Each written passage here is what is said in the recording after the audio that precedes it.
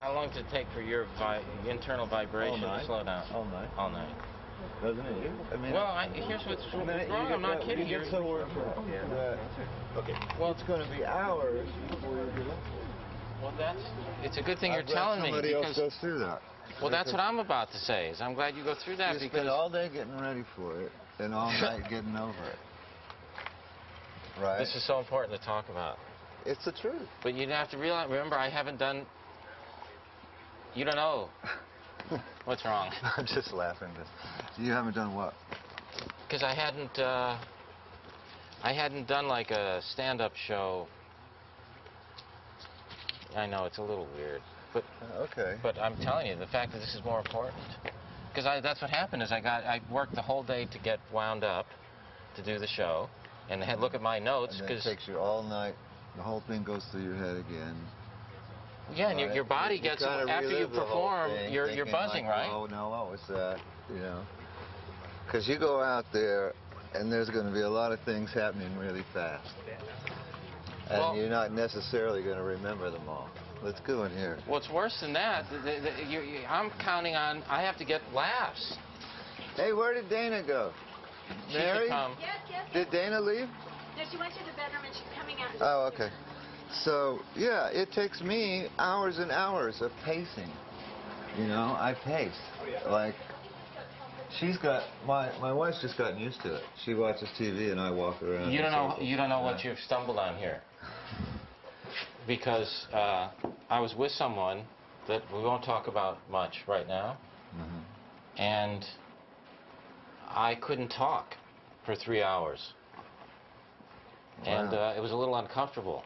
But you understand that. Because she wasn't used to the routine of you. No. Somebody that goes with you when you perform. Well, and I couldn't even say, I said this is going to be bad, but I didn't say, you know, I'm winding down. I didn't say anything. Well, we should talk more about that because I thought I was crazy, to tell you the truth. And then, to be honest, my shrink who's known me forever said, no, you just needed to wind down, and you should have had the... No, I'll be walking all around the room all night afterward. Well, you're weird. That's really weird. Got used to just watching the TV as I circle the room, you know, and it just... Or travel's good. Take your clothes off. Yeah, fuck you. You guys can't afford me to take my clothes off. Say, this is... I'm waiting until I retire, and I'm going to go out big, you know. That's the way to go. I'm just keeping my eye on that Neverland Ranch if it goes up for sale, because he's already done all the work. I checked Tom to see what it costs to put the rides in. He's already done all the work. Ah, shit. You know, this winding down thing is so important, but we'll move on for a minute. Okay. So... How you like the studio? I cannot... That's just what I was going to talk about. And this is on your private quarters, in your private... Yeah, I work indoor, leave the doors open, so the neighbors are friendly and... So, tell me about this board. You're interested in the board? What do you take me for? We got this board in New York. All right, well, that's enough about that. All right. Now, tell me. I'm not being funny. No. Tell me. Tell you what. I want to know about the board. No, you got it? don't. Yes, I do. You don't.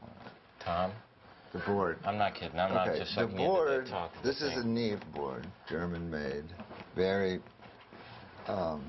very sought after in the music business. These, because they're old, and you know, this is probably from the 60s, late 60s, and so with the advent of the digital thing, a lot of the tone quality has gone out of recording. Right. So people having the old tube things, and you know, it makes things better. It's just because you don't know me, but I'm just going to buy a tube amp this weekend because, you know... They sound better. I go back to They're warmer. Yeah. And you notice it. The digital thing is kind of cold. Tom? Yeah. Oh. I'm not going anywhere. Okay. So you use the tubes? Yeah. We use tubes, yeah. Where do you get new vacuum tubes? They still make them. Yeah, they do. They make them for the audio stuff specifically. But that was my point, is that stuff is vanishing. And it's become really expensive and precious to to come across, you know. So I've been saving all my stuff for years, and I finally got it all in one place. And now, did you just... Is anyone feeling awkward? No, I'm okay. I feel kind of like Anna Nicole Smith. Well, that's because I told Tom before we started that I looked at some of the tape that we're shooting, and I feel like Anna Nicole Smith. I looked at some of the tape of me slothing around my house, Tom, and I said to Dan, I don't get this. How's the doctor going to know when this guy's dead? There's clearly no brain waves and heartbeat now, and he's still walking around. That's how I see it. I feel better. I mean this as you're making me feel better the way I thought you would, tell you the truth. And you know exactly what I'm talking about. You should come over more often. See? Because you're right across the street. We've never been neighbors before, though. Did you live in Mulholland when I did? No, but then I was down the hill in the valley. I was never that far from you. You used to come over. You never come over anymore. I guess you're busy. Did you turn Jewish since I saw you last?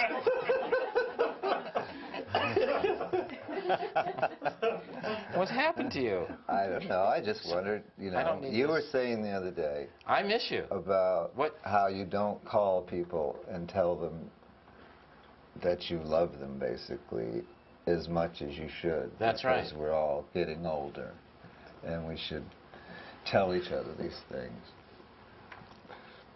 Like you didn't call the Pope.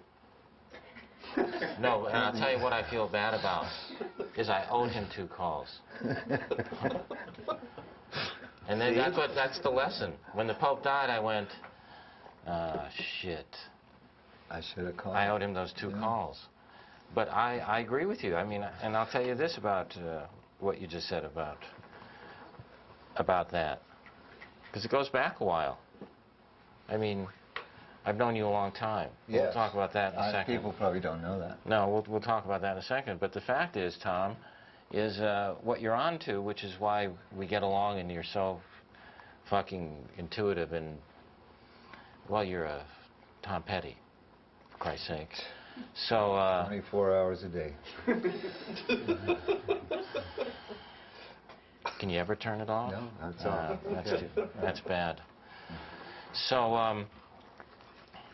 well, I'll show you this film when we finish it, and you'll go, oh my God, is this what we're like? So, I've looked at some. Wait, so I'm using. Well, that's what I've done. Besides you, and there's only a handful. Yeah. Of people that I've said, hey, will you let me talk to you like this because it's about a lot of closure and catching up in my life, and I stopped the show. Yeah, you did. I stopped the show. A classy thing to do, I thought. It was a classy thing to do. Yeah, well... To know this has been great, and we're not going to just let it fizzle out or, you know, because time can make the quality drop on something because it's vicious, you know. But I'm not trying to butter you up or anything, but I mean, you did leave in a classy way. Because it was such a perfect little thing, wasn't it? This show. It was just perfect. The whole run was perfect. I thought the, thanks. I thought the, you're still recording and playing though, aren't you? Yeah. You'll take a little lesson from me, my friend. So, I'm going to do, you know that's coming from. So, that show practically peaked with its last episode in a way, is creatively how I felt. I thought, you know, I mean, the Larry Sanders Show, the last episode, I thought was one of the best episodes. Like, I couldn't have written the last season if I hadn't decided that's the last season, because I wouldn't have known what to write about anyway. So I said, well, if you're leaving, but even halfway into that season, I thought, well, wait a minute, do I want to do another season? Because Larry could change his mind, but I didn't want to do another season. So you the special people who, the lucky people who got to be on the last episode. I know I felt in an elite group. Well, Being it's on one of my favorite scenes, really, in the entire series, one of my favorite scenes, I would say, of a dozen scenes. There's a scene one day I'll have to show you that is my favorite that you've probably never seen. But it is. That's the one you always play to your girlfriends. Well, when I tell you what it is, I don't know. I didn't come to your house to... Okay, I'm sorry. I'm sorry, I couldn't help it. There's a... Give me a second, just to gather myself. Will You know, you throw video in there. There's a million ways to go with video, you know.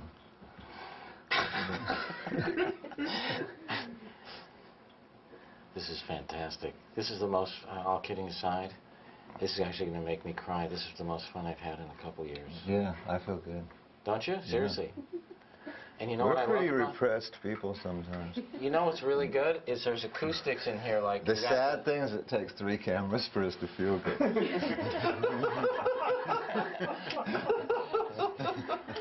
That's the sad thing. You know. Well, there's three things I wanted to tell you that you brought up, and you hit the nail on the head. You know, we had a long talk before you came in the room, Dana, about winding down after a show, because I just had an experience. We just had a long, coincidental talk about that.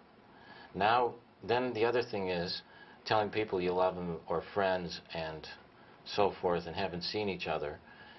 So there's a couple people that I said, let's do these interviews. The whole motivation for doing these, which is pathetic, is to say, my God, now I can get back in touch now with people, but I needed all the time off as well. Because I remember visiting you during a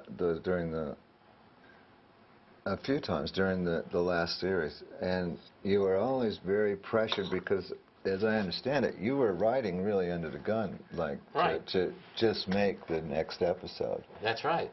And you were under a lot of pressure, I could tell. That's right. Like you said to me, one day you looked out, we were sitting on the porch, and he just goes, "It's the end of the fucking world." And I'm not kidding.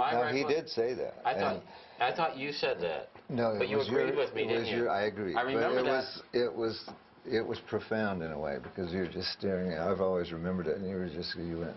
You know, it's the end of the fucking world. And he meant that optimistically.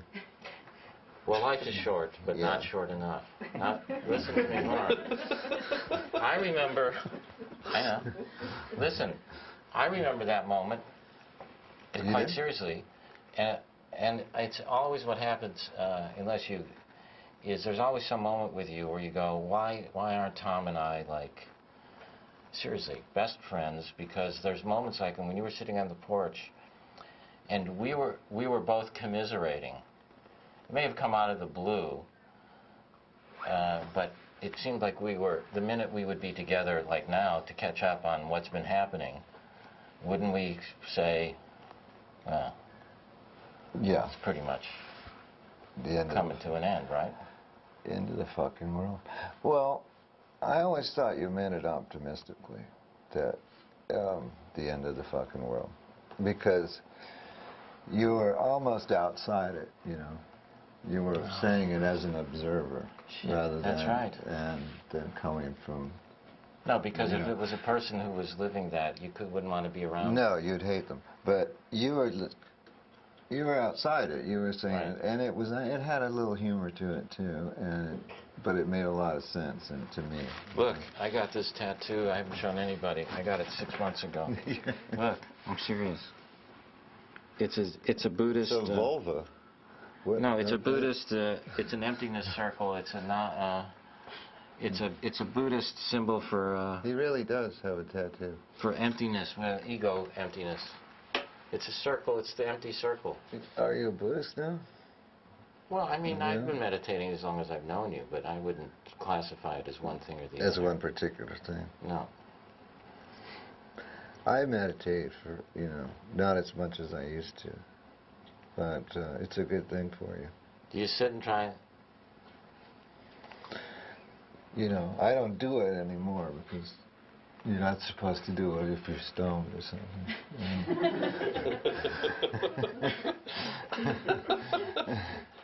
There's no telling where that goes.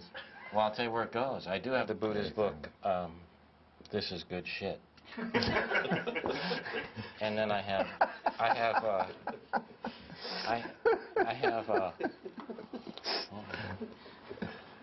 but I mean, it's a mostly philosophical book. That'd be a great button, wouldn't it? This is good shit. Isn't it funny, this, and I never know how to put this, Dan, and we talk a lot about life when we're making these and what we've seen, but the people in my show that I go and talk to them about what the creative stuff and how we tried to create an environment where you could use your life and be organic, as when you, and I want to eventually equate this to music, and you tell me, because I just know that it's the same core thing, but that's why when you came onto the show, your sensibility is automatically right. It's just automatically right. Well, that was lucky. I mean, I'd watched the show a lot. I was a fan, you know. I felt like I kind of understood what you were doing there. Which is because it's this. Yeah, it's pretty real. I mean, you had just enough of a line where you knew it was going to be funny, right? But there was room to play around that line, you know, and that really gave it an extra spark, you know. I thought it did. But you came on to have that fight with Clint Greg Black. and Greg Kinnear, that's who it was, yeah. And Kinnear really kind of, you said, it's really one of my favorite scenes. You said something about talk soup. You want to switch chairs? No, I got it now. I didn't have the lever thrown. You've got the, you didn't have the I said something, yeah, he said he'd... There's no place really to put your feet up in this He said place. he'd won an Oscar, and I said, for what? Talk soup? And then he just grabbed you, didn't he? Yeah, he jumped on me and started a fight. But what a moment. This is what, you know, you're the show. Yeah, This is I'm the the show. Why do people go to so much trouble to create a television show when you could just film us all day? Well, I didn't want to say it. Because you talk about two freaks of nature, two battered, beaten showbiz veterans. Shandling and Petty, or Petty and Shandling. You know, I've never had a problem whichever way you want it. And you know that. Yeah. Where are we going to go? Since you're neighbors, you should maybe try to work together here in the studio. No, that would be the end of our friendship, because I'll tell you, he likes it his way. That's all. Then it's gonna all of a sudden I gotta start talking a little more like that. If you're gonna, then it's like who's in the front and who's in the back. And can't we get a new board? And you go, what are you talking about? Okay, now I am. This is just because I'm happy. Yeah. These guys haven't seen me happy before. He's never come over and not talked about his ass. That reminds me. know. That reminds me. That reminds me. How does it look? I look in good really, shape, don't I? You're in good shape, and I'm glad. I'm glad you're happy and healthy. So You've come a long way, you know, stability-wise. You really seem like you're in a good place. okay, good. You know, you were under a lot of pressure from time to time. It was unbearable. Yeah, and then you had the lawsuit and the whole, I shouldn't mention Yeah, that. you can, because we've talked about that. It's just made it very hard. I mean, God, I really felt bad for you, you know. You We should've. were both, I was getting a divorce and you were getting sued, so we were perfect company. You know, we could just bitch endlessly. But it was true, we were just destroyed. And look at you now. I mean, you've come out of it. You're making a DVD. I think we should end awkwardly because we started awkwardly. All right. But is there anything else that crosses your mind otherwise? No, I think we've covered it. Yeah. I don't know what else I'm going to call you, in, and then I'll give you my numbers and all that, and we'll make sure we've got the numbers so we can talk and come across the... Yes, we will. 2 farmers on acid.